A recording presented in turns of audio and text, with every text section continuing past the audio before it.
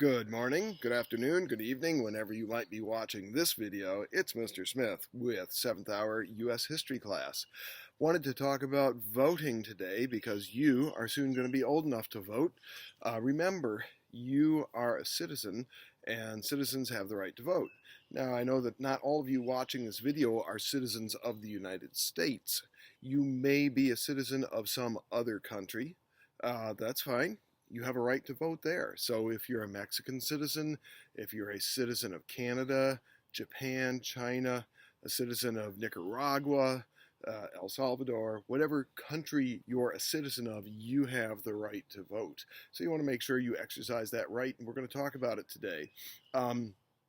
One thing to think carefully about is political parties. Everybody loves to love a party, and everybody loves to hate a different party.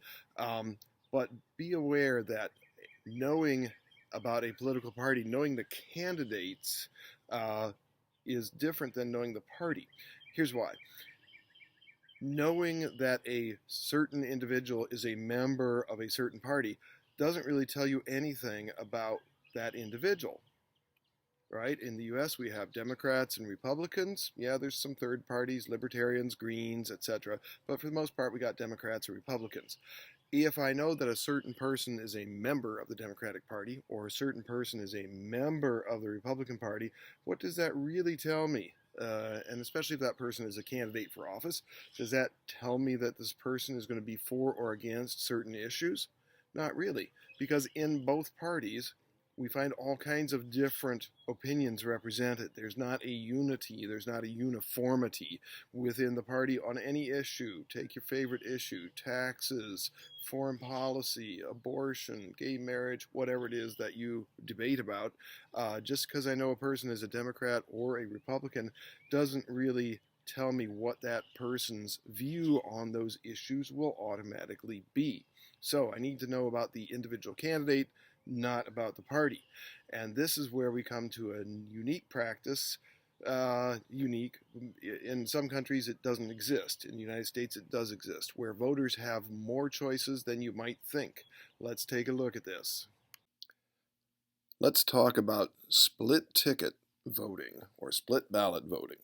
This means that you are going to go to vote and you're going to vote for a handful of Democrats and a handful of Republicans.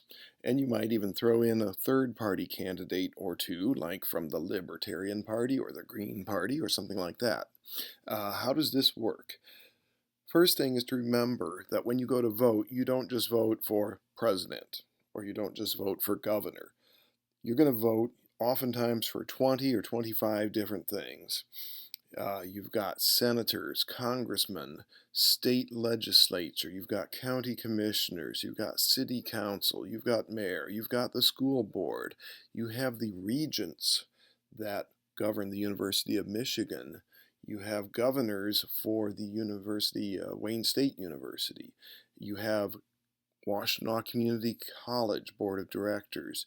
There's a whole long list of candidates and lots of people running for each of those jobs, so you might be voting again for 20 or 25 different things. And once you're done voting for individual candidates for individual offices, sometimes you vote on questions about taxes or laws.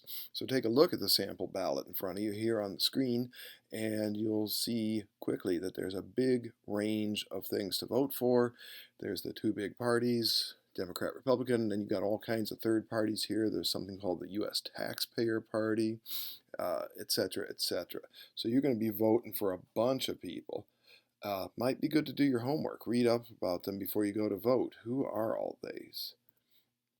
Here's an example of the nonpartisan. Okay, so the judges, if you run to be a judge, you are not in the state of Michigan allowed to declare a party. You can't be a Democrat, you can't be a Republican. You have to be independent, nonpartisan. And then it says proposal section on the ballot. Those are things that deal with anything from tax rates to legalizing marijuana to speed limits to all kinds of different issues. So you're going to get to vote for all of them. And here's how some people might fill out a ballot. Notice in this particular ballot, they voted for a Republican set of candidates running for president. John McCain for president and Sarah Palin for vice president. They voted Republican, but for senator, they voted for a Democrat, Al Franken. So this individual has split his ticket. He's voted for candidates from both parties. This is a fairly common practice. Here's a little graph telling you that as recently as 2004, up to 17% of all voters were splitting their tickets. It varies from year to year depending on the candidates and how popular they are or are not, but people love to mix it up. They don't all just want a bunch of Democrats or a bunch of Republicans. They're mixing it up. Here's a different graph. Shows you a huge number of examples. People who not only ran but won.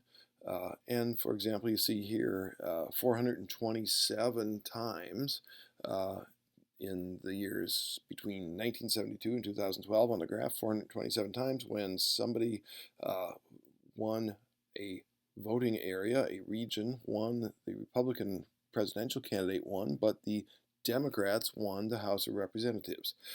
Again, the logic is splitting up the power. Don't let the Republicans have all the power. Don't let the Democrats have all the power. Keep it mixed up. And in terms of actual history, recent history, Michigan, for example, elected Donald Trump for president, Republican, but the very same time they were electing Gretchen Whitmer, a Democrat, for governor. This is the kind of thing that goes on. The people of Michigan said we want one of each. This will keep them kind of balanced, so to speak. So you can split your ticket. You can vote for a Republican state legislature, which, for example, Michigan has a majority of Republicans in the state legislature, but a Democrat mayor. Michigan has Democratic mayors in most of its major cities. So keep it mixed up, vote for some of each. All right, so when you go to vote, wherever you get to vote, mix it up. Don't vote for just a bunch of Republicans. Don't vote for just a bunch of Democrats. Rather, mix it up, vote for a few Republicans, a few Democrats. Why? Two reasons. First of all, you want to find the candidates who most express your opinions. You want to vote for the candidates who agree with what you think, and you will find them in both parties. They won't automatically all be in one party or the other. So read up on the individual candidates, and you may choose to vote for a Democratic mayor but a Republican city councilman, or you might choose to vote for a Republican county commissioner but a Democratic state legislature. So mix it up because you can find the individuals who most match your own opinions. Secondly, another reason to mix it up is you don't want to let either one of these two parties get all the power. You don't want them to have all the control. So if you split it up and you have some Democrats, some Republicans, they're going to kind of gridlock each other, and it prevents them from becoming too powerful. So it leaves the government not monopolized by a single party, which is what you want, because when the parties have less power and the government has less power, then you, the individual citizen, you get more power. Power to the people, not to the government.